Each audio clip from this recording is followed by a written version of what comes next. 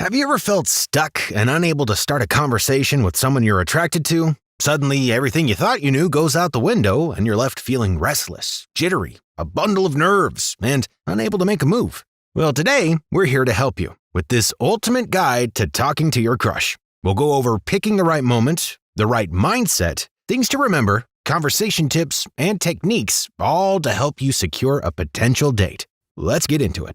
There are two elements to starting a conversation with your crush to keep in mind: your mindset and the experience itself. When we give a moment or situation a lot of meaning, we start piling pressure on ourselves and the situation to go the way we want it to. This pressure can often cause heightened nerves, or in worse cases, can cause us to choke under the pressure. Often, when we work on our mindset and reduce the amount of importance we put on something, we let go, and the outcome ends up being better than we could have hoped. This is a phenomenon called the law of reversed effort, and we recommend watching our previous video that goes into more depth on this if you want to know more about how to identify and alleviate some of this pressure. So how does this apply to starting a conversation with your crush? Your mindset and inner voice can sometimes be your worst critic. A negative mindset can lead to insecurities and putting your crush on a pedestal. Forgetting they're a real person will only make life more difficult for yourself. You need to win the inner game. It's normal for our inner critic to be loud at times, especially when putting ourselves out there, but often this inner critic shouldn't be listened to, and adopting a more positive mindset wins. Picture this. You approach your crush. You're fidgety, looking down, sweating profusely, and barely able to get a sentence out. You're visibly uncomfortable, and as a result, your crush will be too. Okay, what about if you hold yourself upright, smile, make a joke, and have a general sense of ease about you? The result this time is that your crush will also be at ease. They're more likely to be attracted to this more confident version of you. If you believe your crush already thinks you're attractive, you tackle the situation from a place of calm confidence. Then chances are they will think you're attractive. So it's important to win that inner game and work on your mindset before anything else. Next, let's delve into the experience itself of talking to your crush.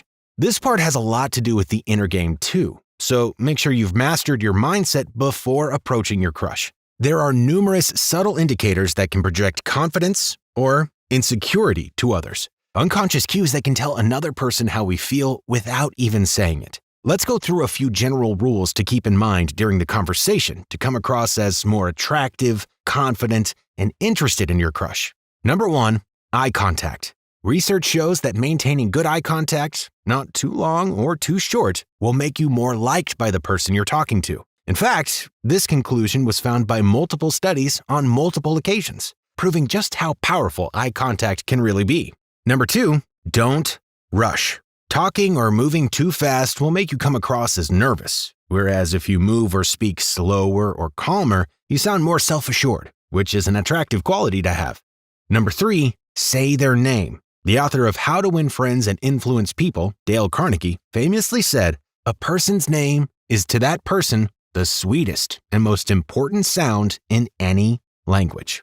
When we use someone's name, we let them know we identify with them personally. And often, it can cause someone to instantly relate more to you. So try and say their name throughout the conversation.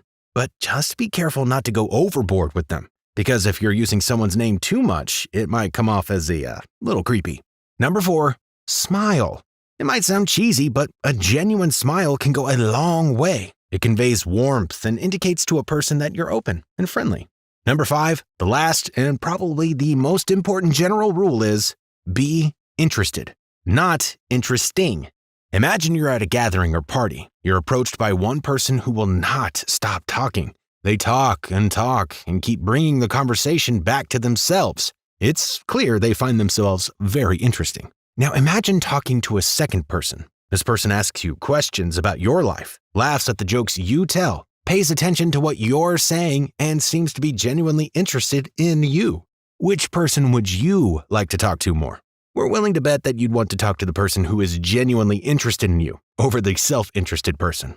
This is a concept again coined by author and self-improvement guru Dale Carnegie, who found that genuinely expressing interest in another person will make you more favorable and liked by them. Using these rules will not only boost your confidence and make you more interesting to talk to, but will also help you make real connections. However, getting really good at this stuff and the thinking behind it might require deeper self-reflection and support. And that's where our sponsor, BetterHelp, steps in to help. BetterHelp is the world's largest therapy service, and it's 100% online. You can message your therapist at any time and schedule live sessions when it's convenient for you. If your therapist isn't the right fit for any reason, you can switch to a new therapist at no additional charge. With BetterHelp, you get the same professional and quality you'd expect from in-office therapy, but with a therapist who is custom-picked for you, with more scheduling flexibility and at a more affordable price. BetterHelp has a special offer today where you'll get 10% off your first month. Just go to betterhelp.com/improvementpill. Thanks again to BetterHelp for sponsoring this video. Now let's move on to the conversation itself. How do you actually start this conversation? And what do you talk about? Using the context of the situation that you're both in while you speak to your crush can help you come up with a topic to talk about. For example, the context could be work, school, or a place you share an interest in, like an event. Often shared context is the best place to start any conversation because it gives you both a place of common interest. Next, one of our favorite go-to questions is asking where the nearest coffee shop is. Or you can ask where the nearest anything is: bank, bus stop, grocery store. This starts the conversation, and now you have your crush's attention.